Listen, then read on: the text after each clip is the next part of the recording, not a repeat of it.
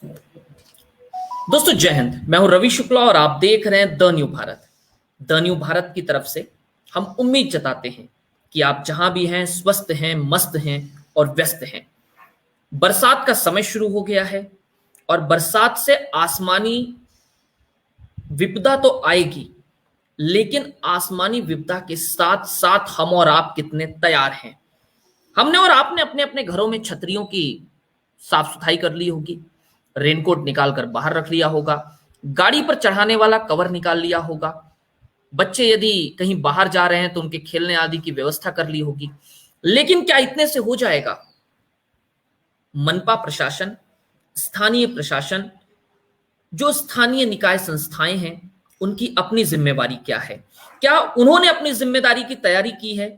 क्या सड़कों पर पानी जमा नहीं होगा इसकी तैयारी हो गई है? मुद्दे बहुत सारे हैं। नागपुर महानगर पालिका के हवाले से आज चर्चा लेकर के आए हैं। नागपुर महानगर पालिका के गढ़ में क्षेत्र में पहली बारिश हुई और पहली ही बरसात के बाद सड़कों पर झमाझम पानी, अलग अलग चीजें ट्रोल होने लगी, अलग अलग चीजें निकल कर आने लगी। तो आइए नागपुर महानगर पालिका के हवाले से चर्चा किया जाए। सड़कों पर है पानी और होठों पर विकास की कहानी। बात करेंगे एक विशिष्ट पैनल के साथ और मेरे साथ में जुड़ रहे हैं विशिष्ट पैनल के रूप में श्री पिंटू विजय झलके जी, पिंटू उर्फ विजय झलके जी, जो कि पार्षद पूर्व अध्यक्ष स्थायी समिति नागपुर महानगर पालिका हैं। पिंटू जी स्वागत है आपका। मेरे साथ जुड़ रहे हैं संदीप देशपांडे, सचिव प्रदेश युवक कांग्रेस है, नागपुर से जुड़ रहे हैं। संदीप जी आपका स्वागत है। मेरे साथ में पब्लिक रिप्रेजेंटेटिव करके मैं कहूंगा वैभव शिंदे पाटिल जुड़ रहे हैं, जो सदस्य हैं एक वादड़ भारताचौ व नागपुर सिटीजन फोरम के। लेकिन यहां पर पब्लिक रिप्रेजेंटेटिव करके रखने के पीछे का मकसद यह है, सड़कों पर उतरकर उन्होंने वस्तु स्थितियां देखी हैं, उनके कई वीडियो और कई फोटो मेरे पास तक भी पहुंचे, जिस आधार पर वैभव जी का इस चर्चा में रहना जरूरी है। और हमारे साथ में जुड़ रहे हैं श्री वेद प्रकाश आर्य जी, पूर्व पार्षद हैं, पक्ष नेता रहे हैं राष्ट्रवादी कांग्रेस पार्टी के, नागपुर महानगर पालिका में वरिष्ठ नेता के रूप में जाने जाते हैं, उपाध्यक्ष है महाराष्ट्र प्रदेश राष्ट्रवादी कांग्रेस पार्टी के। आइए चर्चा की शुरुआत करें, लेकिन चर्चा की शुरुआत करने से पहले हमें और आपको यह समझना पड़ेगा कि भाई इस चर्चा के भीतर क्यों जरूरी हो जाता है नागपुर महानगर पालिका का अपना महत्व। सबसे पहले मैं आऊंगा वैभव जी आपके पास। आज का टैगलाइन बड़ा स्पष्ट है, और टैगलाइन क्या है भाई कि मनपा तेरी यही कहानी, होठों पर विकास और सड़कों पर पानी। नव भारत ले लीजिए, दैनिक भास्कर ले लीजिए, हितवाद ले लीजिए, डिजिटल चैनल्स ले लीजिए, हर जगह पर बस केवल पानी ही पानी था। नरेंद्र नगर की बात कहूं या अन्य इलाकों की, आधी आधी गाड़ियां पानी में डूबी हुई थी। सुबह के वक्त जो पानी आपके पैरों को छू रहा था, घंटे 2 घंटे बाद वो घुटनों के ऊपर आ गया। और इसमें कोई दो राय नहीं कि कहीं ना कहीं स्थानीय प्रशासन की असफलता इसके भीतर दिखाई देती है। ऐसे में जब नागपुर मेट्रो सिटी के रूप में जानी जाती है, नागपुर विकास नगरी के रूप में जानी जाती है, नागपुर सीमेंट सड़कों के लिए जानी जाती है, गडकरी जी का एक विशेष कार्य जाना जाता है। और आज ही देवेंद्र फडणवीस जी ने भी कहा कि हमें नागपुर के विकास की बात करनी है। तो विकास केवल कागजों पर, दिखावटों में या हकीकत में भी? शुरुआत करेंगे वैभव जी के साथ में। वैभव स्वागत है आपका। माग 2 दिवसाआधी जो पाऊस पडला त्यामुळे नागपूरचे रस्ते हे जलमय झाले होते। तसं नागपूर आपलं स्मार्ट सिटी म्हटल्या जाते, वेगवेगळा डंका पसरला जाते, जाहिरातबाजी केली जाते, स्मार्ट सिटी आहे, पण नागपूरच्या रस्त्यावर पाणी होतं आणि हे पाणी काही आज आलेलं नाहीये, हे पाणी मागच्या 15 वर्षापासून अतीच आहे। ठीक आहे, आतापर्यंत जे रस्ते पाण्यात जात होते ते सुद्धा रस्ते पाण्यात गेले, आणि जे अंडरब्रिज वगैरे, ओव्हरब्रिज वगैरे छत्रपती चौकात जो बांधला, जिथं दावा केला होता की तिथं पाणीच साचणार नाही, ते सुद्धा गुडघाभर नाही, गुडघ्याच्या वर पाणी होतं। म्हणजे अशा प्रकारे तुम्ही स्मार्ट सिटी घडवत आहे, तर सर्व ठिकाणी पाणी साचलेलं होतं। आणि ही परिस्थिती ही परिस्थिती निर्माण केल्या गेलेली आहे. या परिस्थितीसाठी जर काहीतरी जबाबदार असेल तर ते बेकायदेशीर पद्धतीनं बांधलेले सिमेंटचे रस्ते. तुम्हाला सांगतो, हे सिमेंटचे रस्ते जे बांधले, तुम्हाला सांगतो आपला छत्रपती चौकापासून तर मंगलमूर्ती चौकापर्यंत पुऱ्या सिमेंट रोडवर तुम्ही मला दाखवून द्या की पावसाचं पाणी जर तिथं जास्त आलं तर ते कोणत्या नालीतून जाईल.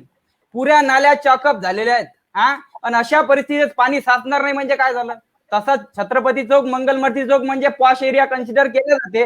पण जर पॉश एरियाची अशी हालत असेल तर गरीब वस्तीची काय हालत असेल तुम्ही लक्षात घेऊ शकता. आणि तुम्हाला सांगतो की 5 जुलै 2018 मध्ये आपल्या विधानसभेत सुद्धा पाणी घुसलं होतं. म्हणजे तसं पाहिलं तर नागपूरसाठी सर्वात लाजिरवाणी गोष्ट आहे. आणि नागपूर मधल्या प्रशासकीय यंत्रणेसाठी आणि जे नगरसेवक महापौर असतील त्याच्यासाठी लज्जास्पद बाब होती की आपली विधानसभा पाण्यामध्ये घुसली. कारण की महानगरपालिकेच्या अंडरमध्ये आपली विधानसभा येत होती आणि पाण्याचं नियोजन एवढं बेकार होतं की सर्व पाणी विधानसभेत घुसलं. म्हणजे विचार करा किती दडबदरी परिस्थिती होती. आणि ही परिस्थिती आता अजून एक सांगतो की तेव्हा भाजपचं सरकार होतं राज्यात सुद्धा, आणि आपल्या महापौर म्हणजे आपल्या नागपुरात सुद्धा भाजपचं सरकार मागच्या 15 वर्षात आहे. तरी सुद्धा अशी परिस्थिती मागं होती आणि आजही आहे. आणि अजून सुद्धा स्मार्ट सिटी फक्त आपण बोंबलत आहोत. स्मार्ट सिटी नावानं कोणतंही आपण प्लॅन करत नाहीये. कोणतीही प्लॅनिंग या सिमेंट रस्त्यासाठी नाहीये. आणि तुम्हाला सांगतो की कोणत्याही शहराकडे मागच्या 50 वर्षांचा डाटा असते की पाऊस किती पडला, काय पडला, आणि त्या पद्धतीने नियोजन करणं, बांधकाम विभाग वगैरे ज्याचंही काम असते त्याचं काम असते. ठीक आहे, महानगरपालिकेचे सुद्धा विभाग आहेत, त्याचं काम पाहिजे ना की आतापर्यंत एवढा मोठा आपल्या इथं प्रश्न भेडसावलेले आहे आणि तरी सुद्धा आपण असेच प्रश्न भेडसावता.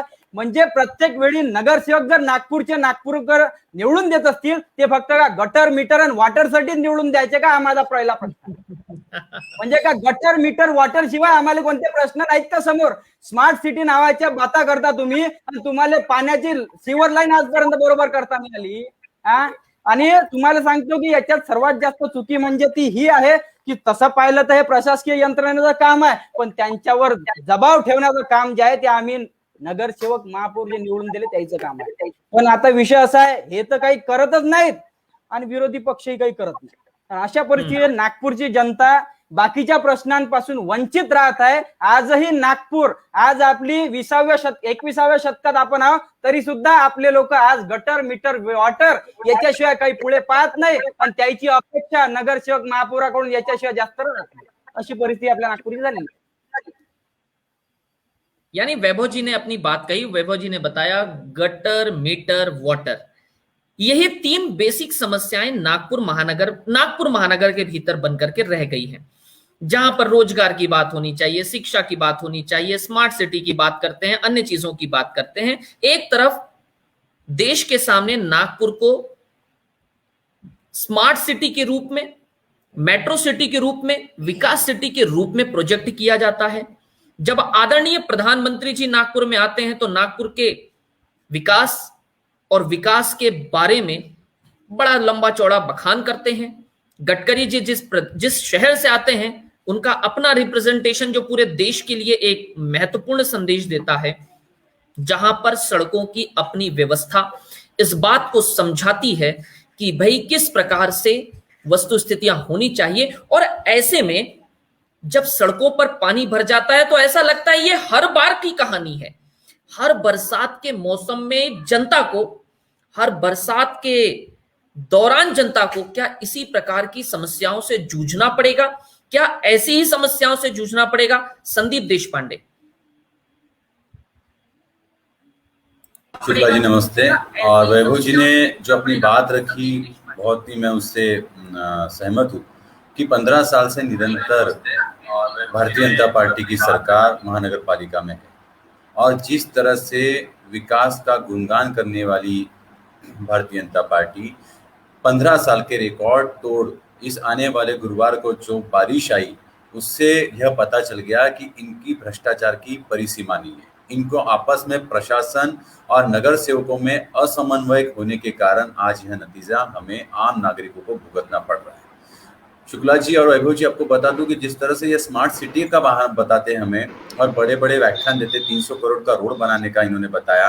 आपने अभी शुक्ला जी ने जो कहा कि रोजगार की बात नागपुर महानगर पालिका में बढ़ी हुई आबादी के अनुरूप अभी भी जोन स्तरीय अगर हम बात करें तो जोन लेवल पे भी भर्तियां नहीं हुई है। बेरोजगारी एक तरह है, स्वच्छता अभियान पूरी तरह से फेल पड़ा है। एक तरफ जब इंदौर स्मार्ट सिटी का सबसे अच्छा पहला पुरस्कार लेके जाता है महानगर पालिका, उसमें पूरी तरह से विफल हो गई। 15 साल के निरंतर सत्ता की लालच के कारण इन्होंने आज यह दिन बनाया। हमारे नेता प्रफुल्ल गुड़के पाटिल, जिन्होंने महानगर पालिका के सदन में हर बार अपनी बात रखी, इन्होंने उसे नजरअंदाज किया। पांच माने 15 साल में निरंतर उन्होंने यह प्रयास किया कि बताने का, लेकिन विपक्ष की बात को नजरअंदाज करना, तानाशाही रवैया को अपनाना और अपनी मनमानी तरीके से प्रशासन को चलाना। प्रशासन इनका कोई भी सुनता नहीं। मोहल्ले में अगर कोई भी समस्या हो तो आज नगर सेवक इस भांति प्रफुल्लित है कि इनको मालूम है कि भाजपा आ जाएगी, लेकिन अभी यह स्थिति नहीं है। आप देख सकते हैं पिछले चुनाव में जब 2014 से 19 तक देवेंद्र फडणवीस यहाँ के सीएम होने के बावजूद भी हालात इतने गंभीर थे कि 19 के चुनाव में इनको भारतीय जनता पार्टी को लथेड़ दिया। 2 विधानसभा इनके महानगर से गई है। आपको बता दूं, आने वाले समय में महानगर पालिका में इनका झंडा पूरी तरह से, इनका परचम खत्म हो जाएगा। जनता अब समझ चुकी है, ना मूलभूत सुविधा शिक्षा मिल रही है, ना उसके साथ में ना मोहल्ला क्लिनिक में कुछ सुविधा मिल रही है। इनका कोरोना में चंद्रशेखर को हटाने के लिए इन्होंने जो खास मीटिंग लेकर जिस तरह से चंद्रशेखर को हटाया, इसलिए यूथ किस तरह से इनके ऊपर नाराज है, यह सब नागपुर का यूथ जानता है।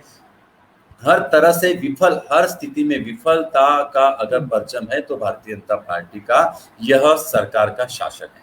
आपको बता दूं कि हम निरंतर लड़ रहे हैं और मेरा यही प्रयास है कि आप जैसे इस माध्यम से, ये चौथा स्तंभ है कि जनता तक ये बात पहुंचे और जनता अभी अलर्ट हो और फिर से इनकी नौटंकी अभी जो 6 महीने में चालू होंगी, भारतीय जनता पार्टी के नगर से घर घर जाने की जो नौटंकियां करेंगे, तो इनको वहां से लथेड़ देना चाहिए। इनको बता देना चाहिए कि हमारा नाम आज पूरे चैनलों में, गुरुवार को पूरे चैनलों में हमें बताया गया कि सेकंड उप राजधानी होने के बावजूद क्या हालत है। विधानसभा गई, 5 फ्लाइट एयरपोर्ट में आई और 1000 लोग एयरपोर्ट के अंदर में रुके रहे। अस्पतालों में पानी, पुलिस थाने में पानी, हर जगह पे बिजली घर में पानी, विधानसभा के अंदर में पानी जाने से वैभव जी ने जो बताया, वहां की प्रतिकूल हर तरह से हमारी हंसी हो चुकी है। नागपुर को हंसी का पात्र बना दिया है, जबकि यहाँ के रास्ते मंत्री हमारे गडकरी साहब है और माजी मुख्यमंत्री होने के बावजूद विकास 0 है। ठीक है, यानी संदीप जी ने यह बताया कि भाई विकास के नाम पर केवल झुंझुना बजा है, लेकिन जैसा कि कुछ दर्शक लिख रहे हैं, मैं उन्हें यह बता दूं, विकास हुआ है नागपुर में, इसमें कोई दो राय नहीं है। मेट्रो आया है, मेट्रो सिटी बनी है, सड़कों का विकास हुआ है, अन्य चीजों का विकास हुआ है। हम विकास से डिनाई नहीं कर रहे। पिंटू जी हमारे साथ में है, विकास हुआ है, काम हुए हैं, काम हमेशा होते हैं, सरकार कोई भी हो काम हर कोई करता है, काम से हम डिनाई नहीं कर रहे। जब लेकिन काम होता है तो काम होने के बाद का जो स्वरूप दिखाई देना चाहिए, जैसे मानकर चले जब गर्मी का महीना होता है तो गर्मी के महीने के आखिरी महीने जो होते हैं वो मुआयने करने के होते हैं कि एक बार हम मुआयना कर लें क्या सही रूप में हम बारिश के लिए तैयार हैं क्या। पिंटू जी आपके पास आ रहा हूं और बड़ी विनम्रता के साथ आपसे ये पूछना चाहूंगा, आप महानगर पालिका के पूर्व स्थायी समिति अध्यक्ष रहे हैं, भारतीय जनता पार्टी के प्रमुख नेताओं में आपका नाम आता है महानगर पालिका के भीतर। क्या महानगर पालिका इस बात को लेकर के पहले से तैयार नहीं थी कि बरसात होने वाली है, सड़कों पर हर बार पानी जमता है, अगले वर्ष चुनाव भी होने हैं, बरसात के बीच नागपुर का इस तरह का रवैया आप किस रूप में देखते हैं आदरणीय पिंटू जी? सबसे पहले नमस्कार सभी जो महानुभाव इस आज की चर्चा में है, मैं उनको नमस्कार करता हूं, सभी दर्शकों को नमस्कार करता हूं। और ये जो विषय है काफी गंभीर विषय है और मैं सभी वक्ताओं की बात सुन रहा था, बीच में मेरा कुछ नेटवर्क का भी इशू था, इसलिए कुछ बातें मुझसे छूट भी गई होंगी सुनने में। लेकिन ये शहर हम सबका है, ये कोई भारतीय जनता पार्टी का या पिंटू झलके जी का या और रवि भैया का या वैभव भैया का या किसी का अकेले का शहर नहीं है। ये शहर सभी नागपुर वासियों का शहर और ये शहर की जवाबदारी हम सबकी है। और हम सत्ता में रहने के वजह से निश्चित रूप पे ये जवाबदारी भी हमारी है। और मैं आपको विनम्रता से कहना चाहता हूं कि जिस प्रकार से कोविड का ये संकट का काल जो चल रहा है, जिसमें पूरी महानगर पालिका की यंत्रणा काम में लगी हुई है, और जो पहली बारिश आती है उसमें हमेशा कितनी भी आप सफाई करो, लेकिन पहले फ्लो में कुछ ना कुछ प्रॉब्लम्स रहते ही है। मैं किसी को बचाने की या सब ये चीजों से दूर जाने की बात नहीं कह रहा हूं, लेकिन जी जो प्रैक्टिकल प्रॉब्लम है, ये प्रैक्टिकल प्रॉब्लम है। दूसरी चीज, प्रशासन की कमियां निश्चित तौर पे है। प्रशासन ने जिस प्रकार से ये सब चीजों को जिस वे से हैंडल करना चाहिए, वो वे से हैंडल कुछ कम ज्यादा किया होगा, लेकिन उसमें भी मैं किसी का पक्ष नहीं लेना चाहूंगा। निश्चित प्रशासन की कुछ गलतियां हुई हैं और वो दुरुस्त करना जरूरी है, और वो हमारी जवाबदारी है। तीसरी चीज, जो वैभव जी ने बोला, सीमेंट रोड का नेटवर्क। वैभव जी, ये शहर दिन ब दिन बड़े प्रमाण में लोक संख्या इस शहर में आ रही है। ग्रामीण भाग जो है, ग्रामीण भाग में जो रहने वाले मिडिल क्लास के जो लोग हैं, वो बड़े प्रमाण पे इस शहर की ओर कूच कर रहे हैं। इस शहर की लोक संख्या दिन ब दिन बढ़ रही है, और नागपुर सुधार प्रन्यास जिसने ये शहर में, मैं तो बोलूंगा ये शहर में जो डेवलपमेंट का जो धोरण नागपुर सुधार के प्रन्यास के माध्यम से हुआ, उसकी जो कुछ कमियां हैं और महानगर पालिका के माध्यम से कुछ कमियां हैं, वो दोनों चीजों की वजह से कुछ जगह पे निश्चित पानी का भराव हो रहा है। और वो सब चीजें दिन ब दिन बस्तियां बढ़ने की वजह से, लोग रहने की वजह से, इलीगल लेआउट, जो नाले पे इलीगल लेआउट, नालों की जगह पे इलीगल लेआउट बनाने के वजह से नाले का जो फ्लो है वो निश्चित तौर पे शहर के अलग भागों में डाइवर्ट हुआ है। लोगों ने नाले बुझा दिए हैं, और नाले बुझा के उस पे अतिक्रमण करके घर बनाने का काम भी कुछ लोगों ने किया है। मैं ये सब चीजों में एक चीज और कहना चाहूंगा कि जो शहर का पानी जिस फ्लो से नाले से बहता है, मैं आपको उदाहरण देना चाहूंगा। मैं शहर के एकदम एज पे रहता हूँ, जहां पे मेरा प्रभाग खत्म होता है, उसके बाद में ग्रामीण की बाउंड्री शुरू होती है, और शहर और ग्रामीण की बाउंड्री पे जो नाले हैं, वो जो शिव पांदन है, और जहां से नाला बहता था, आज भी मेरे पास 1911 का नक्शा है जिसपे रिकॉर्ड पे नाला है, लेकिन आप जगह पे देखेंगे तो आज नाला पूरा बुझ चुका है। नाले पे लोगों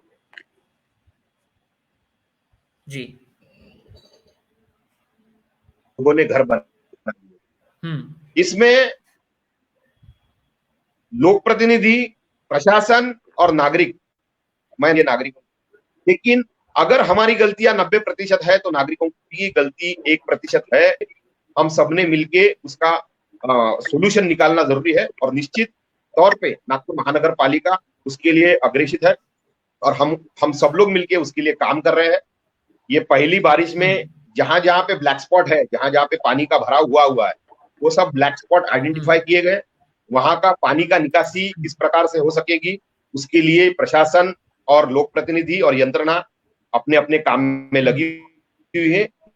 निश्चित ये सब प्रॉब्लम का सॉल्यूशन जल्दी ही निकलेगा, ऐसा मेरा दावा। ठीक है, यानी आदरणीय पिंटू जी ने यह बताया कि पहली बरसात में ऐसा होता है। मेरा बड़ा सरल से, छोटी बुद्धि लेकिन छोटी समझ। यदि 15 साल से भारतीय जनता पार्टी की स्थानीय प्रशासन नागपुर महानगर पालिका में है, 15 साल में क्या स्पॉट आइडेंटिफाई नहीं कर पाई कि पहली बारिश में हमारे साथ ये समस्या आने वाली है। जब हम घर से गाड़ी लेकर के निकलते हैं, पिछली बार यदि पंक्चर हो गई तो हम देखते हैं कि कौन सा ऐसा रास्ता था जहां पे पंक्चर होने के चांस थे, हम रास्ता बदल लेते हैं।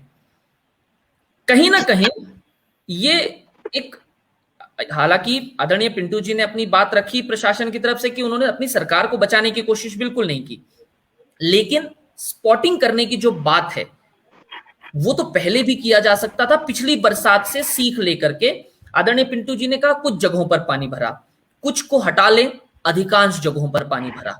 सदर जैसे इलाके में जिसको कि विकास के नाम पर एक नए स्वरूप में देखा जा रहा है, जहां से फ्लाईओवर दे दिया आपने, जहां से अन्य चीजें बन गई, सदर जैसे क्षेत्र में यदि पानी भरता है, नरेंद्र नगर पुलिया का तो हम सभी को अंदाजा है, हम सब ने हमेशा से देखा है, पुलिया के अंदर का अंदाजा हो सकता है, लेकिन ऐसे जो शहर को जोड़ने वाली सड़कें हैं, यदि वहां पर मंगलवारी जैसे क्षेत्र में, सदर जैसे क्षेत्र में, सिविल लाइंस जैसे में, सुरेंद्रगढ़ में, यदि ऐसी जगहों पर होता है तो कहीं ना कहीं इसके भीतर में पिछले वर्ष की गलतियां इस बार तैयारी नहीं की गई। आदरणीय वेद प्रकाश जी, क्या मेरी आवाज आप तक पहुंच रही है? मैं आपको चर्चा में जोड़ूं। वेद प्रकाश जी जी, आदरणीय वेद प्रकाश जी हमारे साथ हैं, वरिष्ठ पार्षद हैं।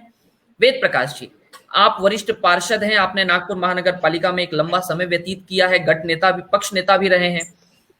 महानगर पालिका पिछले 15 साल से भारतीय जनता पार्टी के पास है। आप किस रूप में देखते हैं जल भराव की समस्या को? अभी अभी पिंटू जी ने बताया कि ये पहली बारिश की समस्या थी, जैसे वो पहली बारिश का पहला प्यार होता है, वैसे ही ये पहली बारिश की नागपुर की पहली समस्या हो गई। किस रूप में देखते हैं? नमस्कार, सभी को नमस्कार जी। मैं काफी देर से यह सुन रहा था कि नागपुर शहर में जो अभी 2 दिन पहले बारिश पड़ी थी, उसमें अधिकांश नागपुर शहर पानी में डूब गया था। यह बिल्कुल सही बात है। नागपुर महानगर पालिका प्लानिंग अथॉरिटी के नाम से जाना जाता है जी, परंतु मुझे ऐसा लग रहा है कि लगातार 15 साल सत्ता में रहने के कारण या तो अधिकारी दबाव के अंदर में काम कर रहे हैं, या तो प्लानिंग करने में वे असक्षम रहे हैं। अब एक छोटा सा उदाहरण देख लीजिए। लोग कहते हैं विकास हुआ है, विकास सबके कार्यकाल में हुआ है, जैसे सीमेंट रास्ते बने। अब ये प्लानिंग अथॉरिटी का काम है कि सीमेंट रास्ते बनाते टाइम में हमें यह देखना चाहिए कि जिस रोड से सीमेंट रास्ता बन रहा है उस रास्ते पे कहीं मकान नीचे तो नहीं आ रहे हैं। और दूसरी चीज यह, वहां पर कभी यह गौर नहीं किया गया, कई स्थानों पे जो जैसे रोड से ड्रेनेज और सीवर लाइन के चेंबर गुजरते हैं, काफी स्थानों पे मेरे वार्ड में ही है, जैसे वहां पर चेंबर के चेंबर दबा दिए सीमेंट रास्ते के अंदर में। न वहां के पार्षदों ने कभी ध्यान दिया, न कभी वहां के इंजीनियर ने आके वहां पर ध्यान दिया। चलो इंजीनियरों को तो मान सकते हैं, उनको तो एक परसेंटेज से मतलब रहता है, इसलिए वो ज्यादा ध्यान नहीं देते, वो ठेकेदार के दबाव में रहते हैं। जब मैं नगर सेवक था तो मेरा एक डेली काम रहता था कि मैं सुबह उसका निरीक्षण करता था, मेरे वार्ड में जो काम हुआ, और उसमें मुझे पूरी त्रुटि पता चलती थी। एक बार की बात है, जब मैं नगर सेवक था तो मेरे यहाँ अनीस अहमद का भाई था जी, तो उसको श्योर लाइन का ठेका मिला था। तो कॉन्ट्रैक्ट मिलने के बाद मैं जब वो श्योर लाइन देखने के लिए सुबह गया तो उन्होंने वो पानी की लाइन, वो जो गटर लाइन थी, ओवरफ्लो लाइन डाल दी थी। अगर गटर लाइन डालते टाइम में अगर उसका स्लोप बराबर नहीं रहा, अगर ओवरफ्लो नहीं रहा, वो ओवरफ्लो लाइन डाल दिए तो 6 महीने साल भर चलती है, पर उसके बाद जो लोगों को तकलीफ होती है, लोगों के घरों में पानी घुसता है। तो उसको मैंने ओवरफ्लो लाइन डाल दिया था, पर मैंने उसको पूरी निकालने को लगाया। तो कहने का मतलब यह है, ये छोटी छोटी चीजें रहती है। महानगर पालिका में कोई बड़े काम नहीं पड़ते लोगों के। छोटी पानी की समस्या है, छोटी नहीं है, मेजर है। अगर गटर लाइन बंद है तो आप वो घर में रह नहीं सकते। तो जो नागपुर में विकास हुआ है, पर प्लानिंग पे किसी ने ध्यान नहीं दिया है। फिर वो अधिकारी रहे या सत्ता पक्ष के लोग रहे। अब लोग कहते हैं विकास हुआ। अब मैं आपसे एक सिंपल प्रश्न पूछना चाहता हूं, 500-600 करोड़ रुपए के रास्ते बने नागपुर शहर में, इससे तो मेरे ख्याल से ज्यादा नहीं बने होंगे। तो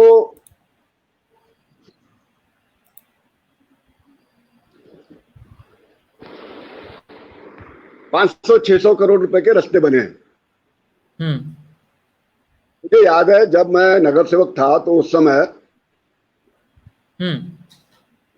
1500 करोड़ रुपए की पानी की लाइन का काम मंजूर हुआ था JNNURM के माध्यम से।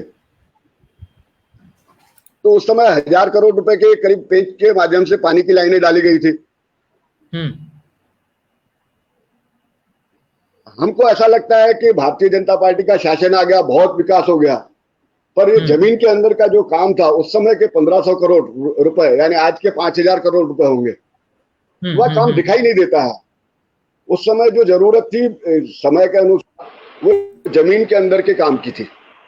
और दूसरी चीज यह है कि जो नालों की सफाई है, पहले जब मेरा भी आउटर में वार्ड है तो मैं नालों की सफाई जनरली फरवरी महीने से शुरू करवा देता था, क्योंकि मुझे मालूम है महानगर पालिका का जो काम है, अगर हम सर पे चढ़ के अधिकारियों के बैठेंगे नहीं तो काम होगा नहीं। आप यकीन नहीं करें, नहीं होगा। और जब मुझे मेरा जरीपट का वार्ड मिला था, इंदौरा मिला था, तो मेरे वार्ड में रोज की गटर लाइन की शिकायतें 200 से 250 रहती थी पर डे। उसको मैंने वहां पर पूरे टाके वगैरह साफ करवा के 5 पे लाया, 5 और 10 पे लाया। पर ठीक है। मुझे ऐसा लगता है कि भारतीय जनता पार्टी ये सत्ता में रहने से, मैं किसी की टीका नहीं करूंगा, पर इन्होंने ध्यान दिए रहते तो आज ये नागपुर की परिस्थिति नहीं रही। और आपने जो बात बोला कि ये 15 सालों में पहली बार नहीं हुआ, यानी ये जो बोल रहे हैं, इन्होंने स्पॉट पे पहले निरीक्षण करना चाहिए था। आपकी बात से बिल्कुल सहमत हूं, पर इन्होंने किए क्या?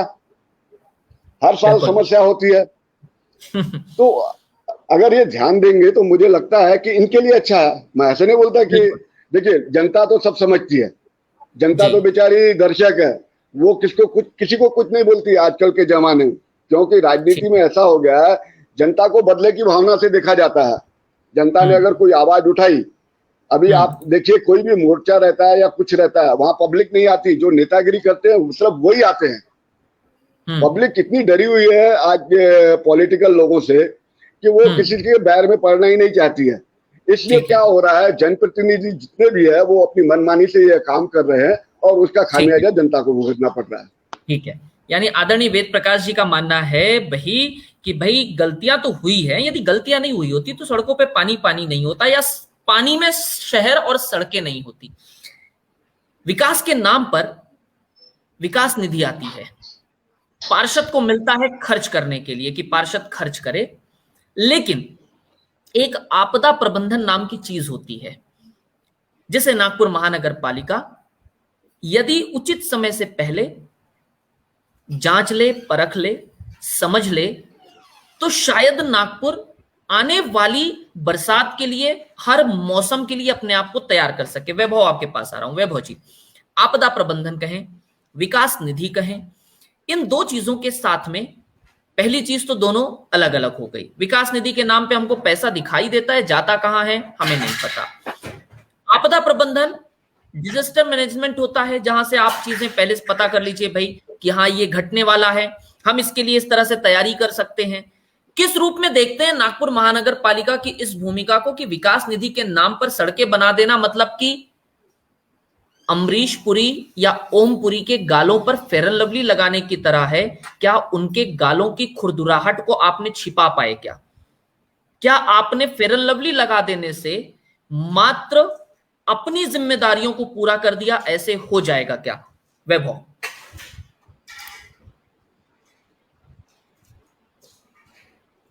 महानगरपालिकेसाठी येते, तुम्हाला माहिती असेल की महानगरपालिका प्रत्येक वर्षी त्यांचा एक बजेट ठरवते की या कामासाठी एवढा निधी आम्ही खर्च करणार वगैरे वगैरे वगैरे, ठीक आहे। पण तुम्हाला सांगतो आजपर्यंत अशा पद्धतीचा कोण, म्हणजे निधी हे सांगतात भल्ले मोठे पण करत काहीच नाही। आणि तुम्हाला माहिती असेल की ज्या नगरसेवकाजवळ स्वतःचं घर नसते तो डायरेक्ट 5 मजली बांधून घेते. कुठून बांधते? मग निधी भाऊ यायला पेमेंट तर 25,000 वाटते, 20-22-25,000 काहीतरी, डायरेक्ट 5 मजली बिल्डिंग घेऊन जाते 5-6 वर्षात. तर विषय कसा आहे, कुठंतरी पाणी मुरत आहे, सरळ सरळ दिसते. आणि तुम्हाला माहिती असेल की जे पण काम महानगरपालिकेतून होत असेल ते कॉन्ट्रॅक्टरला दिले जाते. आणि तुम्हाला माहिती असेल की तुम्हाला काही लोकांना तर नावं सुद्धा माहिती असतील की कॉन्ट्रॅक्टर लोकांची की नाही यालाच कॉन्ट्रॅक्ट भेटते म्हणून, समजले का? तर त्या कॉन्ट्रॅक्ट भेटल्यानंतर त्याच्यात बी पर्सेंट असते. आणि तुम्हाला माहिती असेल की काही ठिकाणी मी स्वतः अनुभवलेलं आहे, काही ठिकाणी कॉन्ट्रॅक्टर लोकांना सरळ माहिती आहे का, कॉल करून धमकावले जाते की एवढे पैसे माझ्याजवळ आणून दे, नाही तर माझ्या एरियात तुला काम नाही करू देत. ठीक आहे. आणि तुम्हाला सांगतो, जर अशा पद्धतीने जर पैसा लुटल्या जात असेल कॉन्ट्रॅक्टर वाल्याजवळून, आणि तर तुम्ही विचार करा, जे विकास काम करायचं आहे ते विकास काम कॉन्ट्रॅक्टर कशा पद्धतीनं करा. ठीक आहे. म्हणजे जाहीर गोष्ट आहे, 100 लावायचे होते, 30 तुनं मागितले, 70 मध्ये काम होत नाही, 10 तर मला ठेवायचे, 60 मध्ये काय होणार आहे? काही घंटा होत नसते 7 मध्ये. आणि त्यामुळे त्या 7चा परिणाम आपल्या जनतेला भोगा लागते. पण आपली जनता एवढी मूर्ख आहे की जनतेला माहितच नसते की पैसा आपला आहे म्हणून, त्यामुळे जनता काही बोंबलत नाही. समजले का? म्हणजे जनता कोविड मध्ये मेली पण जनता बोंबलली नाही. आणि आज जनतेच्या गळ्यापर्यंत नाही, जनता बुडून जरी गेली पाण्यात तरी जनता बोलणार नाही. त्यानंतर अजून एक असा विषय, आपत्ती व्यवस्थापन विभाग. आता पिंटू सरांनी सांगितलं की आपण ब्लॅक स्पॉट वगैरे आयडेंटिफाय केलेले आहे वगैरे. तुम्हाला सांगतो की जे पण आपत्कालीन विभाग असतो त्याचं काम असते की जे पण समोर होणार आहे त्याच्याबद्दल आधीच जे पण प्रशासन आहे त्याला सूचना देणे. ठीक आहे. एक तर मग जे तिथं आपत्कालीन विभागात बसलेले अधिकारी आहे ते फुकटचा पगार घेऊन खुर्च्या गरम करून आले, नाही तर काही काम करून नाही राहिले. ठीक आहे. आणि त्याचा परिणाम आपलं नागपूर भोगत आहे. ठीक आहे. आता विषय असा इथं आहे की इथं पहिले तर प्रशासनावर मला तर असं वाटते, नगरसेवक म्हणा किंवा महापौर म्हणा, याचा वचकच नाही आहे. आता तुकाराम मुंडेची बदली होण्यासाठी जेवढा आवाज उचलला तेवढा आवाज पाणी एवढं तुंबलं एवढ्यासाठी नगरसेवकांनी उचलला का सांगून द्या मला. उचलला का नाही? बा माया प्रभागाच्या लोकांले त्रास झाला या पाण्यानं, माया प्रभागातल्या लोकांचं अनाज म्हणजे घरात पाणी घुसलं, त्याचं धान्य खराब झालं, त्याच्या गाड्या खराब झाल्या, यासाठी कोणत्या नगरसेवकानं आवाज उचलला का सांगा बरं? नाही उचलला. काऊन? कारण की यायले काही घेणं देणंच नाहीये ना जनतेसमोर. ठीक आहे. त्यामुळे माहिती आहे का, हे जे निधी आपत्कालीन वगैरे हे काही फालतू काम आहे ते. आणि पहिली गोष्ट तर ज्या लोकांचं काम आहे तेच लोक जर बोलत नसतील लोकांसाठी तर काय होणार आहे? तुम्हाला सांगतो की त्या दिवशी मेडिकल मध्ये आपलं जे जीएमसी कॉलेज आहे त्या मेडिकल मध्ये सुद्धा पाणी घुसलं. 2 सर्जरीचे वार्ड, त्यानंतर एक ते कॅज्युअलिटी वार्ड, सगळ्या याच्यात पाणी. कितीतरी पेशंटचे पुरे हाल झाले. त्याच्यानंतर काय कितीतरी ऑपरेशन पोस्टपोन करायला लागले. गलती कोणाची आहे? जीएमसी कॉलेज जरी स्टेट गव्हर्नमेंट रन करत असेल तरी ती आपल्या महानगरपालिकेमध्ये येते. आणि त्या जीएमसी कॉलेजमध्ये जर जीएमसी मेडिकल मध्ये जर पाणी घुसत असेल तर सर्वस्वी महानगरपालिकेची जबाबदारी आहे. आणि मेडिकल मध्ये यावर्षी पहिल्यांदा पाणी घुसलं. बरं, यावर्षी पहिल्यांदा पाणी घुसलं. प्रत्येक पावसाले मेडिकल मध्ये पाणी घुसते. आणि जिथं जे उपचार घेत आहेत ते रुग्ण, ते सुद्धा आपल्या नागपूर महानगरपालिकेचे लोक आहेत. यायला त्रास झाला, काही बोंबललं कोणी? काही नाही. आणि हा जो म्हणजे ही जी घटना आहे ना, हे 15 वर्षापासून, म्हणजे 15 वर्ष यासाठी म्हणत आहे की एकाची सत्ता आहे, आणि एकाच्या हाती सत्ता असल्यावर भारत कसा डेव्हलप होते तुम्हाला दिसून राहिला ना, है ना? तर माया असं म्हणणं आहे की सर्व तुमचं काम होतं. आणि पिंटू सरांनी म्हणलं की काही ठिकाणी ग्रामीणचा भाग, जनतेची संख्या वाढून राहिली म्हणून पाणी तुंबते वगैरे. माउंट रोड सारखा एरिया, मी स्वतः इंजिनिअरिंग केलं, तिथं 10-12 वर्ष पाणी ततीच तुंबते. त्याच्यावर कोणी आजपर्यंत उपाय नाही केले. अरे स्वतःच्या महानगरपालिकेत डब्बर साचते ना तुमच्या. तुम्ही सांगता ग्रामीण मध्ये येतो, हे येतो, पण महानगरपालिकेच्या ऑफिसात जर तुमच्या डब्बर साचत असेल तर तुम्ही कोणता विकास करणार हे मला तर पहिले प्रश्न पडते. अरे स्वतःची नाही चालली म्हणजे स्वतःचा फटका आणि दुसऱ्याची शिवायला चालले, असं कसं होणार आहे? पहिली गोष्ट तर हे स्वतःपासून सुरुवात करायला लागेल. तुम्हाला सांगतो पिंटू भाऊ, थोडं मी तुमचं सांगतो की दिगोरी मध्ये सुद्धा पाणी साचलेलं आहे.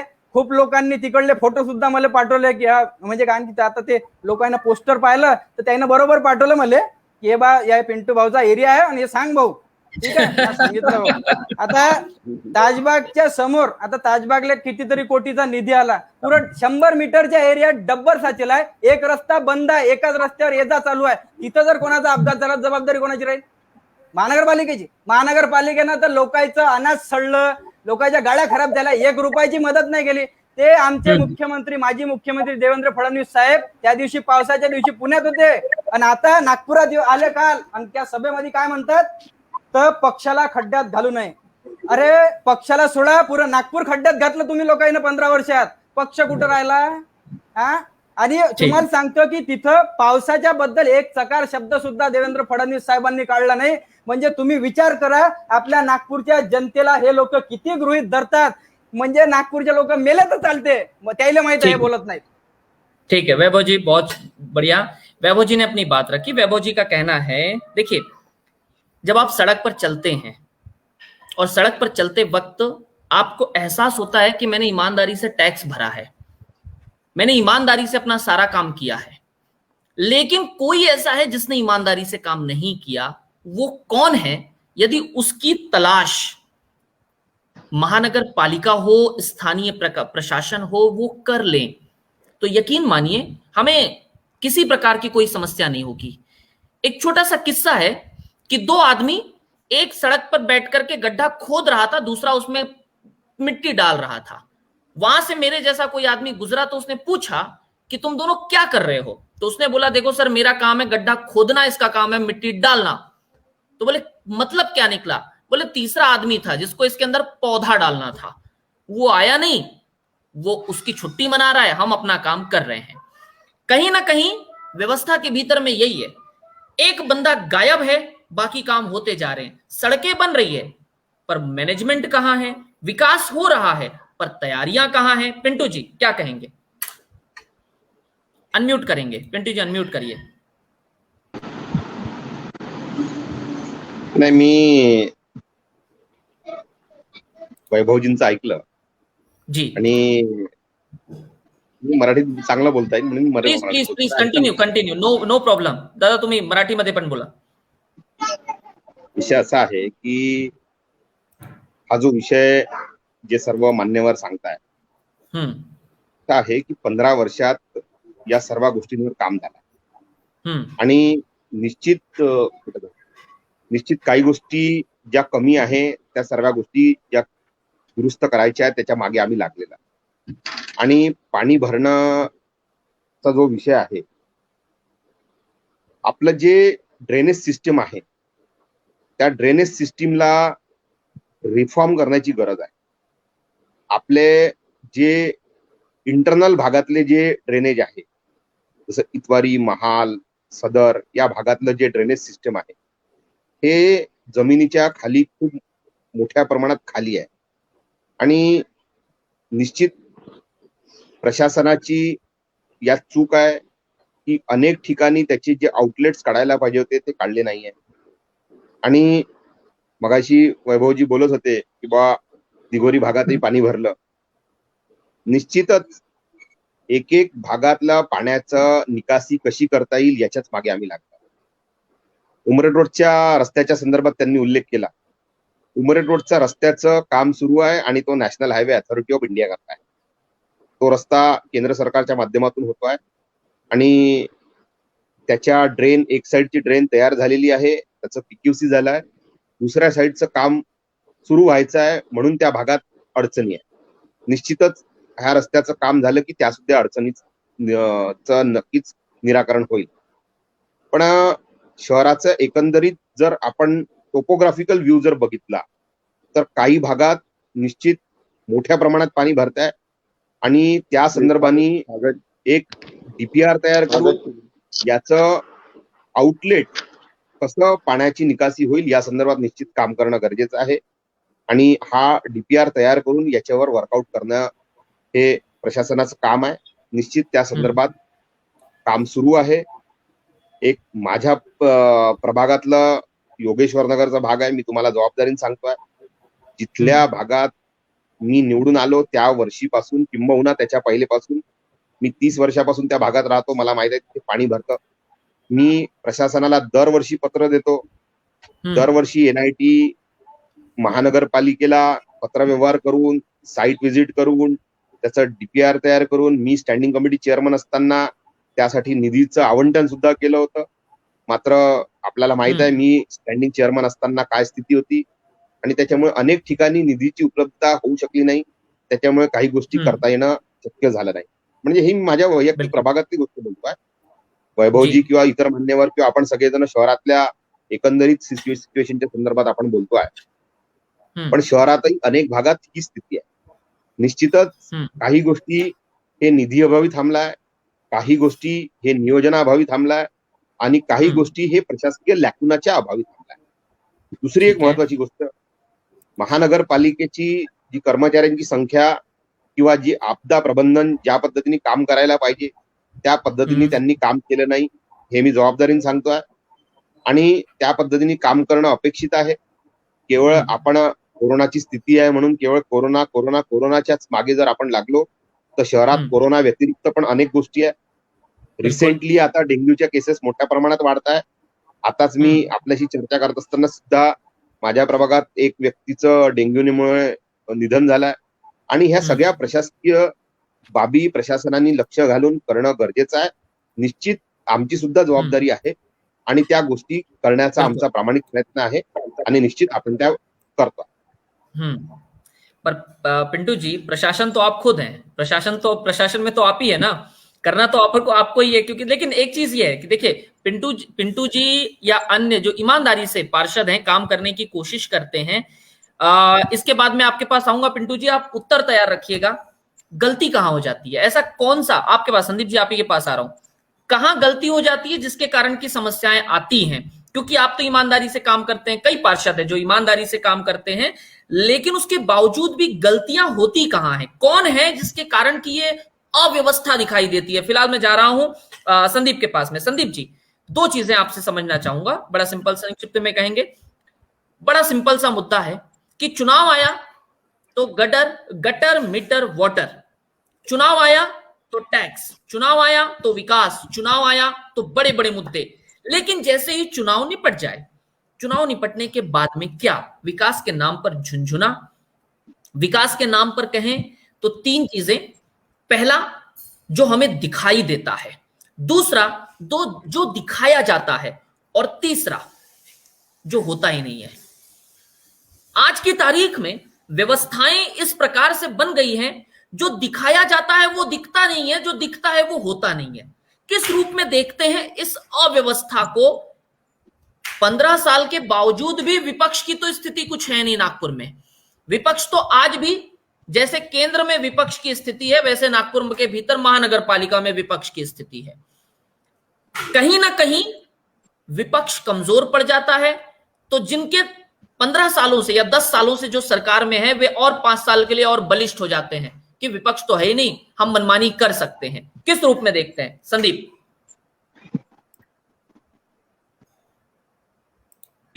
और वैभव जी ने और वेद प्रकाश अंकल ने भी अपनी बात रखी. उसका सारांश अगर हम शॉर्टकट में अगर देखें तो आपको ये पता चलेगा कि महापौर अगर देवेंद्र फडणवीस इस शहर के थे, महापौर से मुख्यमंत्री तक का उनका सफर रहा है. महापौर रहते हुए उन्होंने बहुत सारी बातों को बताया कि मैंने बहुत ज्यादा एनएमसी का अनुभव लिया, मुझे सबसे ज्यादा इसका, और मैंने उसकी त्रुटियां और कमियां दूर करने का प्रयास किया. तो क्या आपको मालूम है कि जब बारिश आ रही है, हम कोविड के इतने बड़े महारोग से गुजर रहे हैं, उसका पेंडेमिक से हम गुजरते समय, जब बारिश का पहले समय में ही हमको हमारा पूरा सिस्टम ही फेल हो गया. हमने देखा कि बहुत सारा, ये मुख्य अगर किसी पे हुआ है तो सड़कों के कारण हुआ है कि सड़कें ऊपर और घर नीचे, इस कारणवश पानी लोगों के घरों तक चले गया. हमारा प्लानिंग कमी जो सिस्टम था वही फेल हो गया. 14 जून को एनएमसी के फायर एंड इमरजेंसी ने एक सर्वे किया. उस सर्वे में उन्होंने सीधा लिखा कि जिस तरह नागपुर में बिना किसी योजनाबद्ध तरीके से तमाम प्रोजेक्ट का काम चल रहा है, उससे बारिश के वक्त नागपुर में कई इलाके में बाढ़ जैसी स्थिति हो सकती है. ये मैं नहीं कह रहा हूँ, 14 जून का एनएमसी का फायर और इमरजेंसी का सर्वे कह रहा है. आपने कहा रवि जी कि विपक्ष नजर नहीं आता. विपक्ष है, विपक्ष सड़कों पे नजर आ रहा है, विपक्ष सदन के अंदर है, लेकिन तानाशाही रवैयों के कारण अनसुना किया जाता है और अपनी मनमानी की जाती है। आपको बता दूं, वेद प्रकाश अंकल ने कहा कि मेरे प्रभाग में जब अनीस अहमद के भाई ने काम किया उसको तत्काल बदला। माने कांग्रेस अपनी गलती अगर होती है तो तुरंत सुधारने के लिए तैयार है, क्योंकि जनता के जन कल्याण के लिए कांग्रेस हमेशा कटिबद्ध रही है। प्रफुल्ल गुर्गे पाटिल का आप हर तरह से सदन का स्टेटमेंट देख लीजिए। उन्होंने 15 साल के अंदर में हर बार सत्ता पक्ष को बताने का प्रयास किया है। प्रफुल्ल गुर्गे पाटिल के लिए आज हम युवा, अगर एनएमसी में कोई भी लड़ना चाहता है और एनएमसी की समस्याओं को समझना चाहता है तो हम कांग्रेस की तरफ से प्रफुल्ल गुर्गे पाटिल की हर वाक्य को स्टडी के माध्यम से देखते हैं। मैं खुद तो देखता हूँ, शायद व्यक्तिगत रूप से मैं उनको सुनना चाहता हूँ एनएमसी के अंदर, और सुनता हूँ। आप देखिए सर कि जिस तरह से उनका खुद का फायर एंड इमरजेंसी का सर्वे ये बता रहा है, उसके बाद भी हम अलर्ट नहीं है। हम पैंडेमिक को लड़ नहीं पा रहे हैं। लोगों के घर तक पानी घुस रहा है। आज हमारी थूथू हो रही है हर जगह। हम सुधार कर चाहते हैं और आप राजनीति करना चाहते हैं। आप कहते हैं विकास हुआ है, ठीक है, विकास को मानते हैं कि चलो विकास चल रहा है, लेकिन विकास का एक प्लानिंग तो होना चाहिए ना। आप इसका मतलब ये है कि एक तो इनके अंदर गुटबाजी है। अगर गडकरी साहब विजन रखते हैं तो उसको इम्प्लीमेंट करने के लिए ये लोग स्वीकार नहीं करते।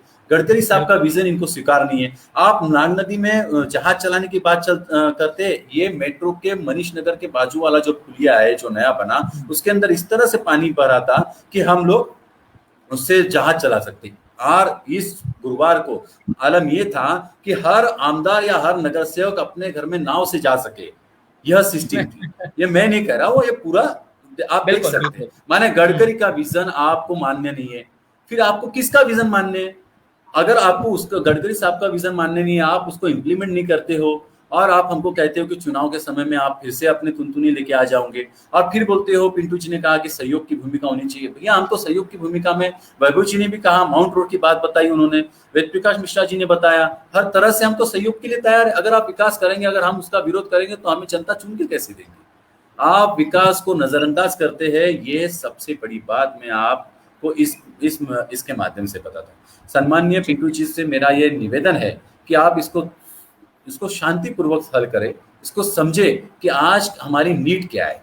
और नगर सेवक अगर विपक्ष का भी नगर सेवक अगर कोई बताता है, उसको नजरअंदाज नहीं करना चाहिए, उसको सुनना चाहिए। क्या है, अगर हम सत्ता में नहीं है तो इसका मतलब ये नहीं है कि हमें जनता की समस्या का ये नहीं है, नॉलेज नहीं है, लेकिन आपको सुनने का यही नहीं है। आपने अपने कान बंद करके रख दिए है। आप माने मैं ये मानता हूं कि आप सत्ता में, आप महाशक्तिशाली है, आप हमें नजरअंदाज कर रहे हैं, लेकिन हमारे पास कोई दूसरा इलाका नहीं है, प्लेटफॉर्म नहीं है, हमें सड़क पे उतरना पड़ता है। आप देख लीजिए, कुणाल राउत ने भी हर तरह रोड पे उतर के, हमने यूथ कांग्रेस की तरफ से सत्यजीत दादा ने हर वार्ड की, विशेष तरह से हर वार्ड की एक टीम के माध्यम से ये प्रयास किया कि जितने प्रदेश के पदाधिकारी नागपुर के अंदर में है वो हर वार्ड की समस्याओं को सुलझाए, ताकि आने वाले समय में हम यूथ कांग्रेस के माध्यम से उनको समस्या का समाधान कर सके। हर तरह से युवा कांग्रेस सच्चे है, लेकिन फिर भी समस्या का सोल्यूशन करने की इनकी तैयारी यानी समस्या जस की तस बनी हुई है। और ये देखिए, सरकार किसी की भी हो, सरकारें तो आती और जाती रहती है, लेकिन समझने की बात हमारे लिए ये है कि पिछले कई वर्षों से पानी भरता है। वस्तुस्थिति यह है कि बाकी सब कुछ छोड़ देते हैं। आदरणीय वेद प्रकाश जी, आपके पास आ रहा हूं, सब कुछ छोड़ देते हैं, पर पानी तो भरता है, हर बार भरता है, हर बार होता है। बावजूद उसके हमारे कानों पर जू नहीं रेंगती, बावजूद उसके हम और आप सचेत नहीं होते, बावजूद उसके हम राजनीतिक बयानबाजियों में लगे रहते हैं। क्या महानगर पालिका के भीतर 150 से अधिक जो पार्षद हैं, वे एक मत पर नहीं आ सकते कि भाई सबसे पहले बेसिक समस्याओं से तो सुलझा जाए, बाद में जाएंगे ना, बाद में जाकर के मॉडल तैयार करेंगे। रोल मॉडल तब बनेंगे जब रोल निभाने वाली भूमिका में तो सही रूप में नजर आए। पार्षदों के काम को और आपदा प्रबंधन के काम को महानगर पालिका के भीतर यदि संदेह की दृष्टि से देखा जाएगा, मुझे याद है 2018 की बात है, 2018 में महानगर पालिका का अपना दफ्तर, उसका जो बाहर का प्रीमाइसेस है सिविल लाइन का, वो पानी पानी हो गया था। यानी सही रूप में देखें तो अपना ही घर हम नहीं बचा पाए और दूसरों का घर बचाने के लिए निकले हैं। किस रूप में देखते हैं वेद प्रकाश जी? मैंने पहले भी कहा कि नागपुर महानगर पालिका प्लानिंग अथॉरिटी है और उनके पास ही प्लानिंग नहीं है। और प्लानिंग करवाने की जवाबदारी रहती है जो नगर सेवक चुन के जाते हैं, और जो वरिष्ठ नगर सेवक रहते हैं उनकी खास करके ज्यादा जवाबदारी रहती है, क्योंकि उनको महानगर पालिका समझती है। मैंने महानगर पालिका में यह देखा कि 90% जो जैसे नए नगर सेवक चुन के आते हैं तो उनको 90% नगर सेवकों को महानगर पालिका समझती नहीं है, पहली बात तो। और जिन 2, 4, 5 को समझती है उनको समझा दिया जाता है। यह बड़ी अड़चन है जी। इसलिए महानगर पालिका में जो भ्रष्टाचार होता है उसका एक उदाहरण दूंगा सादा सा। अभी कोरोना के समय में आइसोलेशन सेंटर में खाना पहुंचाया जाता था, उसको पीडब्ल्यूडी डिपार्टमेंट देखता था। राज्य सरकार का पीडब्ल्यू डिपार्टमेंट देख रहा था कुछ दिन के लिए आइसोलेशन सेंटर को। तो उस समय जो कोरोना के मरीज थे उनको जो खाना प्रोवाइड किया जाता था, सुबह का नाश्ता, दोपहर का खाना और रात का खाना और 2 टाइम की चाय, तो वह 600 रुपए में दी जाती थी। उसका जो रेट निकला था 600 रुपए पर व्यक्ति के हिसाब से पूरे दिन का खाना। अब तुकाराम मुंडे जी की एक गलती हो गई बड़ी। जब महानगर पालिका को चार्ज दिया गया तो उन्होंने वही सेम थाली जो दिन का खाना देना था एक मरीज को, वो 159 रुपए में दिलाया। अब तो मुझे बताइए, तो उनका ट्रांसफर तो होना स्वाभाविक है ना। यह अगर इस तरीके, और उसके बाद इतना ही नहीं, उन्होंने क्या किए, राधा स्वामी सत्संग मंडल वालों को अप्रोच किए और उन्होंने मुफ्त में खाना देना शुरू किए। उनको सिर्फ 52 रुपए ट्रेवलिंग चार्ज देते थे, सिर्फ खाना पहुंचाने का, कलमेश्वर से लेके एमएलए हॉस्टल होकर जहां जहां पे भी सेंटर थे। तो क्या है, इसमें तो साफ स्पष्ट हो गया कि ऐसा है, भ्रष्टाचारी जनता पार्टी है ये, और इनको ओवर कॉन्फिडेंस आ गया है अभी महानगर पालिका में, और ये घुट गए हैं। अब जैसे वाटर वर्क्स डिपार्टमेंट है, जब मुझे याद है 2010-11 में 3 करोड़ रुपए फायदे में था। अभी इन्होंने ओसीडब्ल्यू का प्राइवेटाइजेशन किया, उसमें 80 से 100 करोड़ रुपया साल का नुकसान है। इसमें सभी खुश है। तो बात कैसी है, जब तक ये चलेगा, जब जो सत्ता में है और विपक्ष इतना कमजोर है, विपक्ष कमजोर नहीं है, उनके पास संख्या बल है, पर बहुमत के आधार पर सदन के अंदर में ये अपने प्रस्ताव मंजूर करवा लेते हैं। उसमें कुछ भी नहीं रहता है। वहां पर मेयर रहता है 1 से 18 विषय मंजूर और जनगण मन शुरू हो जाता है। तो ये लोगों को बाहर नहीं समझता है ना। हाउस कैसा चलता है, हाउस चलाने वाले 4-5 जने रहते और वो डमरू बजाते रहते। तो ये जब तक चलेगा। और रही पानी की समस्या, जो नागपुर शहर में ड्रेनेज जब पड़ती है तो आप देख लीजिए, रोड के ऊपर ड्रेनेज रहती है, जबकि कभी भी ड्रेनेज होना चाहिए तो रोड के नीचे होना चाहिए, तो पानी निकलेगा। और जो नाला रहता है एंड में नाले की जो सफाई होनी चाहिए, जहां से उसका मुंह जाता है, वो कई जगह पे मुंह ही बंद रहता है। तो जब बारिश आती है तो उसका पानी बैग जाता है तो घरों में घुसता है। और वहां पे हमारे जो मित्र ने कहा कि वहां नाव चलती है, तो वो कई घरों में नाव चलती है आज की तारीख में। मुझे यह कभी ये समझ भी नहीं आता है कि इस तरीके से भारतीय जनता पार्टी जो बार बार चुन के आ रही है, इनका बहुत कॉन्फिडेंस लेवल बढ़ गया है और इन्हें किसी प्रकार का डर नहीं लगता है। मैं बहुत खुला बोलता हूँ। स्टार बस का इनका देख लीजिए, स्टार बस में मैं यदि मेरे पास पैसे रहते, मैं कोर्ट में जाता ना, तो इनके कई लोग जेल में जाएंगे, पर मेरे पास पैसे नहीं है। अब कोर्ट में भी पैसे लगते ना साहब, अपने पैसे कहाँ से लाना।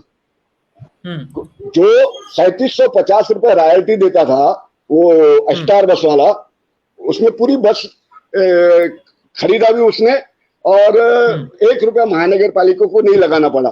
अब 3750 रुपए दे रहा था तो चलो ठीक है, हमारा 1 पैसा भी नहीं लगा, लोगों को सुविधा मिल गई। जब 300 बसेस जयनील के माध्यम से मिली, मुझे बात बता, 14 लाख रुपए हमने लगाए, यानी किसने, केंद्र सरकार ने।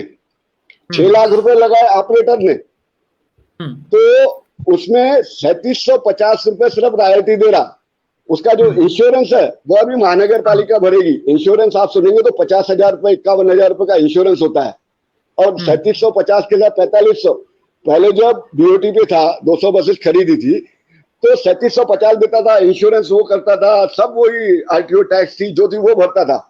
मुझे बात बताइए कि 14 लाख रुपए रहने के बाद जहां हमको 25,000 रुपए किराया मिलना चाहिए था वहां 3750 रुपए मिला, और वो ठेकेदार ने जो ड्राफ्टिंग करके लाया, उस समय प्रवीण बिस्सिकर चेयरमैन थे, आज भी मुझे याद है 420 नंबर का ठराव मंजूर हुआ था और वो 420 हुई थी उसमें, मैंने वो मुद्दा उठाया था। तो ये क्या है, अभी इनको कोई फर्क नहीं पड़ता है, ये अगले बार भी चुन के आएंगे तो और जो ज्यादा भ्रष्टाचार करेंगे। सभी नगर सेवक नहीं करते, कुछ जो अच्छे भी है, ऐसा नहीं है कि सभी जने रहते हैं, पर 90% नगर सेवकों को जब समझे तो सही ना। अब देखिए जब इनको खाने मुंडे जैसा ईमानदार आदमी नहीं चला इनको, तो मुझे एक बात बताइए बाकी लोग कैसे चलेंगे इनको? क्या चीज तुकाराम मुंडे साहब की क्या गलती थी? एक मिनट लूंगा, उन्होंने कितने लोगों की जान बचाई, उन्होंने इतने लोगों की जान बचाई। उन पे बाद में जाते हैं, पानी पे रहते हैं, उनके ऊपर एक दिन अलग से चर्चा की जाएगी। मैं पिंटू जी आपके पास आ रहा हूं, समय की कमी है, चर्चा का एकदम आखिरी चरण। नितिन गडकरी जी को रोडकरी के नाम से जाना जाता है, नितिन गडकरी जी को विकास पुरुष के नाम से जाना जाता है। नितिन गडकरी जी के बनी बनाई सड़कों को देखने के लिए लोग नागपुर में आते हैं। नितिन गडकरी के रोल मॉडल को, माफ करें, नितिन गडकरी जी के रोल मॉडल को देखने के लिए लोग नागपुर में आते हैं।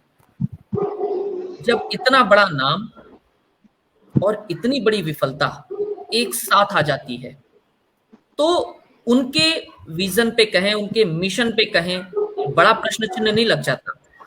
भ्रष्टाचार कौन करता है, क्या इसका पता लगाना बहुत कठिन है? शायद बिल्कुल नहीं।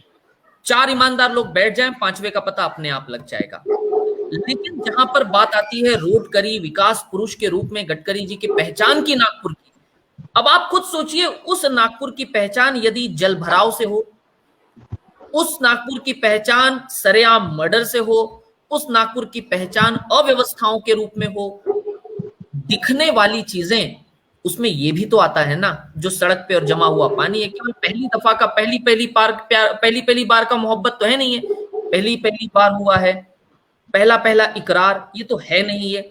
ये देखिए अभी फिर बारिश होगी, फिर चीजें आएगी। ऐसा तो नहीं है कि पहली बार में हो गया, दूसरी बरसात में पानी ऑटोमेटिकली अपने अपने रास्ते निकल लेगा, पहली बार वो आया था, मैं आ गया हूं बताने के लिए।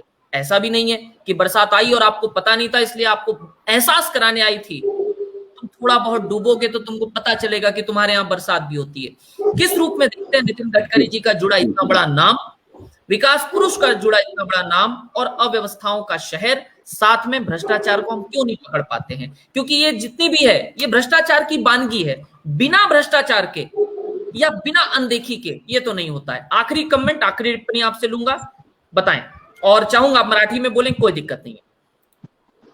नाही, वेदप्रकाश जी, माननीय वेदप्रकाश जी बोलत होते आणि मी त्यांचं ऐकत होतो की भ्रष्टाचार करण्याचा आरोप त्यांनी आमच्यावर लावला। माननीय वेदप्रकाशजींना मी सांगू इच्छितो की त्यांच्या मागे ज्यांची फोटो लागली आहे त्यांच्यावरच भ्रष्टाचाराचे मोठे आरोप आहे, आणि 100 कोटीच्या वसुलीच्या गोष्टी ज्यांच्यावर आरोप आहे आणि ज्यांनी 100 कोटीची वसुलीसाठी आज ज्यांच्यावर जेल जाण्याचं संकट आलेलं आहे, अशा नेत्यांची फोटो त्यांच्या मागे आहे। आणि आमच्यावर भ्रष्टाचाराचा आरोप लावत असताना त्यांनी पहिले राज्य सरकारमध्ये असलेले त्यांचे जे नेते आहे त्यांच्याबद्दलही थोडासा विचार केला। निश्चित रवीजी, आपण म्हटल्यानुसार माननीय नितीनजींचं जे स्वप्न आहे आणि नितीनजी ज्या पद्धतीने या शहराचा विकास करताय, माननीय देवेंद्रजीच्या नेतृत्वात, माननीय नितीनजीच्या नेतृत्वात, नागपूर महानगरपालिकेच्या या नेतृत्वात या शहराचा विकास होतो आहे। निश्चितच पाण्याचा जो प्रश्न आहे, जे पाणी या शहरात भरते आहे, हे अत्यंत गंभीर बाब आहे, आणि शहराचा विकास होत असताना त्याचं नियोजन सुद्धा नीट होणं गरजेचं आहे। आणि पाण्याची निकासी वेगवेगळ्या भागातून कशी होईल आणि त्याचं क्वांटम किती आहे, कोणकोणत्या भागात विशेष करून पाणी भरतं, या सर्व गोष्टीचा अभ्यास करण्याची गरज आहे। आणि आपण म्हटलं की बाबा गेल्या 15 वर्षापासून सत्ता आहे, तुम्ही काय केलं नाही. हम्म, हम्म, गेल्या काही दिवसात म्हणजे मी जेव्हापासून नगरसेवक आहे, जेव्हापासून माझं आकलन आहे, तेव्हापासून माझं या पाहण्यात असं आलेलं आहे की अनेक ठिकाणी सिमेंट रोडचे कामं अर्धवट सुटले आहे. त्याच्यामुळे अनेक ठिकाणी प्रॉब्लेम आहे. अनेक ठिकाणी सिमेंट रोडची जी हाईट आहे हम्म, त्याच्यामुळे काही जे घरं आहे जे गेल्या 40-50 वर्षापूर्वीचे जे घरं आहे ते हम्म, खाली भागात असल्यामुळे त्या भागात निश्चितच पाण्याचा भराव होत आहे. आणि घर जरी खाली गेले असले तरी पाण्याची योग्य निकासी होणं हे गरजेचं आहे. कारण घर काही वर्क करणं सरसकट सर्वांना शक्य होणार नाही.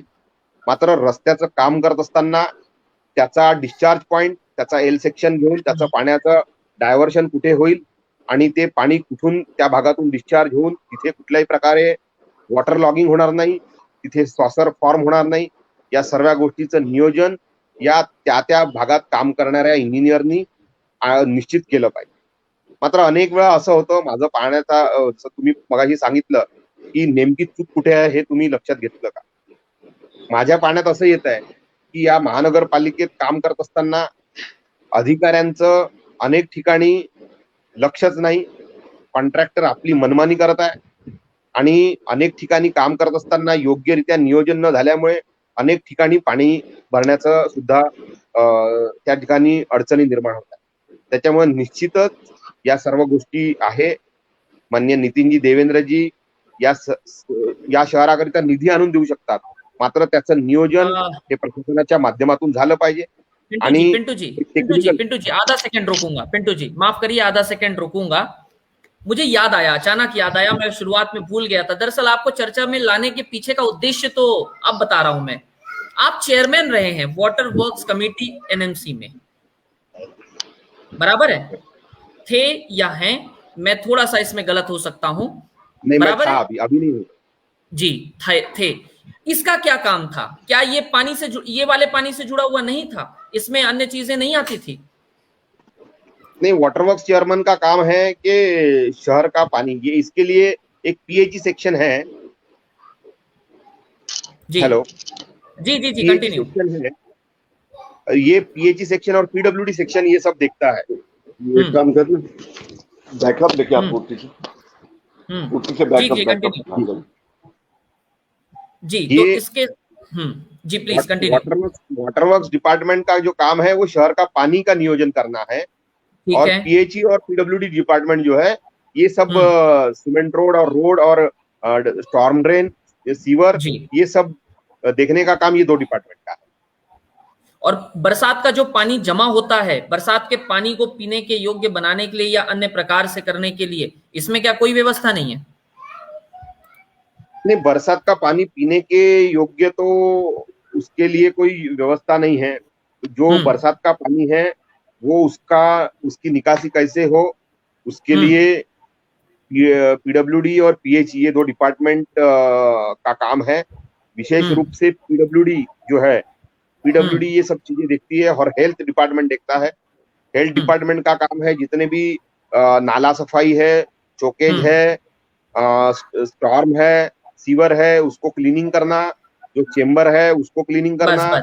बस नहीं. अब देखिए मुद्दे की बात देखते हैं.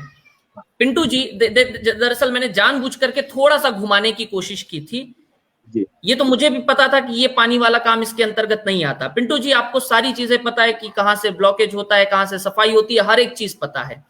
क्या 150 से अधिक जो पार्षद हैं, मुझे एक्चुअल संख्या याद नहीं आ रही है इसलिए 150 से अधिक बोल रहा हूं, क्या सबको ये चीज पता है, अपनी जिम्मेदारियां पता है और बरसात के भीतर उनको क्या काम करना है? जैसा वेद प्रकाश जी ने बताया कि फरवरी के महीने से वो तैयारी शुरू कर देते थे. जितनी जानकारी आपके पास है, वेद प्रकाश जी के पास है, क्या सभी पार्षदों के पास इतनी जानकारी है? और यदि है तो उसके बावजूद ये समस्या क्यों? आखिरी प्रश्न. नहीं, इसमें सबसे इंपॉर्टेंट चीज जो है, जैसे वेद प्रकाश जी ने बोला, मैं उनकी बात से सहमत हूं कि ये सब चीजें जो है, पानी बरसात जो है, बरसात हर साल लगभग जून महीने में 15 तारीख तक के आती है और इसका नियोजन जो है उसके पूर्व ही करना चाहिए. मेरे हिसाब से मार्च महीने से इसका पूरा नियोजन करना चाहिए या फरवरी से ही करना चाहिए. नाला सफाई करना चाहिए। नाला सफाई करने के बाद में मैंने कई बार हम लोगों ने देखा, मैं जब पिछले बार स्टैंडिंग कमेटी का चेयरमैन था, नाला सफाई करने के बाद में जो नाले की जो मट्टी है वो उसके एज पे लगा दी थी, और उस पे एज पे लगा देने की वजह से बारिश आने के बाद में फिर से वो पानी में चली गई। मैंने अधिकारियों को बोल के वहां से पूरी मट्टी निकलवाने का काम मेरे स्थायी समिति अध्यक्ष रहते हुए हमने करवा लिया। ऐसी अनेक चीजें हैं जो छोटी छोटी चीजें हैं, लेकिन छोटी चीजों से बड़ी समस्या का निर्माण हो जाता है। कई बार जो ऐसी चीजें हैं, नाला सफाई का काम जो है, नाला सफाई, अभी आपको एक उदाहरण के तौर पे मैं बता दूं कि मेरे प्रभाग के पड़ोस में ही नरसाड़ा हुड़केश्वर करके एक प्रभाग है, जहाँ पे गारगोटी करके परिसर है, जहाँ पे एक फ्लैट स्कीम बनी है। मैं किसी का नाम नहीं लेना चाहूंगा क्योंकि ये पब्लिक फोरम में किसी का नाम लेना उचित नहीं है। एक बड़ी टाउनशिप बनी है जिन्होंने पूरी टाउनशिप अपने नाले पे बना लिए और नाला पूरा ब्लॉक कर लिया, और वो नाले के वजह से वो नरसाड़ा प्रभाग के लगभग 100, 150, 200 घर आज पानी में डूब गए थे। और उसी का इम्पैक्ट जो है वो उसका इम्पैक्ट मेरे प्रभाग पे था, क्योंकि वो नाले की कंटिन्यूटी मेरे प्रभाग में है। ऐसी बहुत सारी समस्या है जिसके ऊपर प्रशासन ने कार्रवाई करनी चाहिए। एनआईटी का जुरिडिक्शन है, एनआईटी ने एनएमआरडीए के माध्यम से जब उसकी अनुमति प्रदान की तो उसके साथ में ही उसको नाले पे अगर वो कोई कंस्ट्रक्शन करता है तो उसको रिमूव करना चाहिए और नाले का फ्लो कंटिन्यू करना चाहिए, क्योंकि एक जगह पे अगर कोई ब्लॉकेज हो जाए तो उसका इम्पैक्ट जो है बहुत ही दूर तक के आता है। इसलिए प्रशासन की भी निश्चित जवाबदारी है, लोक प्रतिनिधि की भी जवाबदारी ये है कि लोक प्रतिनिधि ने अपने परिसर में जिस प्रभाग का वो नेतृत्व करता है, उस प्रभाग का हर एरिया का जहां जहां पे पानी का भराव होता है उसका डिस्चार्ज किस पॉइंट से डिस्चार्ज हो जाए, कहाँ से पानी निकल जाए, कहाँ पे पुकलन लगा के वहां का पानी का जो मार्ग है वो खुला करना चाहिए, कहाँ पे जेसीपी लगा के उसका मार्ग खुला करना चाहिए। ये सब चीजें करने की निश्चित जरूरत है, और उस प्रकार से काम करने के लिए हम लोग हमेशा काम करते हैं। और कई जगह पे लेकिन छोटी छोटी चीजों से भी बहुत प्रॉब्लम क्रिएट होती है। निश्चित तौर पे प्रशासकीय कमियां है और वो कमियां दूर करने की जरूरत। बिल्कुल, यानी पिंटू जी ने बड़ी ईमानदारी के साथ इस बात को स्वीकार किया कि प्रशासनिक कमियां हैं, लेकिन उन कमियों को दूर करने की आवश्यकता है। यदि सत्ता में बैठे और विपक्ष में बैठे, या इन शॉर्ट महानगर पालिका में बैठे, चाहे वो जनप्रतिनिधि हो चाहे वो राजप्रतिनिधि हो, दोनों की अपनी जिम्मेवारी बनती है कि अपना अपना कार्य ईमानदारी के साथ करें। विशेष रूप से जो मूलभूत जरूरतों की बात आती है, जब बरसात आती है तब, जब किसी प्रकार की कोई आपात स्थिति आती है तब, शहर को अचानक से जागने की जरूरत नहीं है, बल्कि एडवांस में अग्रिम तैयारी के साथ तैयार रहना चाहिए। आज हमने नागपुर शहर के सड़कों पर जो पानी लबालब पानी भरा था उस पर चर्चा करने के पीछे का उद्देश्य यही था, पिंटू जी को लाने के पीछे का उद्देश्य यही था। स्थायी समिति के अध्यक्ष रहे हैं, उन्हें चीजें पता है, लेकिन क्या प्रशासनिक कमियां हैं? यदि पिंटू जी आप प्रशासनिक कमियों को पहचानते हैं, जानते हैं, तो मेरे ख्याल से यहां पर बैठे हर एक शख्स की ये जिम्मेदारी बनती है, हर किसी की ये मन से ये बात निकलती है कि यदि आप समझते हैं तो आपसे ये गुहार भी है, आपसे ये दरख्वास्त भी है कि आप इन्हें दूर करने के लिए महानगर पालिका को आगाह करिए, उन्हें जागरूक करिए कि भाई ये कमियां हैं जिसे हमें सुधारना पड़ेगा। नहीं सुधारेंगे तो जनता को समस्या होगी। चुनाव बहुत दूर है, चुनाव की बातें नहीं होगी, जनता को समस्या होगी। जिस दिन ये प्रश्न हमारे और आपके अंतर मन में आ गया, मुझे लगता है नेता को प्रचार विचार करने की जरूरत भी नहीं पड़ेगी। यदि वो जनता का काम करने लगे ना, उसको प्रचार विचार करने की जरूरत भी नहीं पड़ेगी। यदि वो जनता का काम करे, रोज सुबह उठे, निकले, लोगों की समस्याओं को समझे, अपनी जिम्मेदारियों का निर्वहन करे। तो आज के लिए इतना ही। हमारे साथ में वरिष्ठ पार्षद आदरणीय वेद प्रकाश आर्य जी जुड़े। आदरणीय वेद प्रकाश जी, आपका बहुत शुक्रिया। हमारे साथ पिंटू झलके जी जुड़े। पिंटू जी, आपका बहुत शुक्रिया। हमारे साथ वैभव शिंदे पाटिल थे। वैभव जी, आपका बहुत शुक्रिया। और हमारे साथ में हमारे साथ में संदीप देशपांडे जी जुड़े। संदीप जी, आपका बहुत शुक्रिया। आप चारों के माध्यम से जो देख रहे हैं, जो सुन रहे हैं, उनको एक ही दरख्वास्त है, प्रशासन की मदद आपकी जिम्मेदारी है और प्रशासन की जिम्मेदारी है आपके साथ खड़े रहना। लेकिन कौन कितना जागरूक है, यदि इसमें प्रतिस्पर्धा हो जाए तो बहुत आसान हो जाएगा अपने शहर के विकास की बात करना। विकास का मतलब सिर्फ इंफ्रास्ट्रक्चर पे दिखाई देना नहीं होता। बारीक से बारीक घर बना रहे हैं आप, और घर को बनाते वक्त यदि आप सजग नहीं रहे और 6 महीने बाद आपका बाथरूम के भीतर वो चौक हो गया जिसके ऊपर आप बैठते हैं, तो यकीन मानिए आप उस वक्त क्या सोचेंगे। पानी लीक हो रहा है, अंदरूनी रूप में नया सीमेंट, नया प्लास्टर किया है, नया आपकी पसंद का कलर डाला है, तब समझ में आएगा कि आपके साथ क्या हो रहा है। शहर भी आपका अपना घर है। शहर की जिम्मेवारी बनती है जो शहर का दुरुस्ती करते हैं, जो शहर को संभालते हैं। तो प्रशासन से यही गुहार है कि अपने अपने कामों को ईमानदारी के साथ करें तो जनता के लिए कोई दिक्कत नहीं आएगी। आज के लिए इतना ही, फिलहाल के लिए रुक रहे हैं। बहुत शुक्रिया आप सभी का और सभी दर्शकों का जो कि कमेंट बॉक्स में लिख रहे हैं। देखिए, राजनीति हर किसी की अलग अलग है, लेकिन राजनीति के साथ में हम और आप लड़ाई झगड़ा करने की बजाय यदि थोड़ा बहुत जागरूक हो तो मुझे लगता है बहुत आसान होगा अपने शहर के विकास को संभाल पाना। फिलहाल के लिए इतना, बहुत शुक्रिया, धन्यवाद, जय हिंद। धन्यवाद। धन्यवाद। धन्यवाद।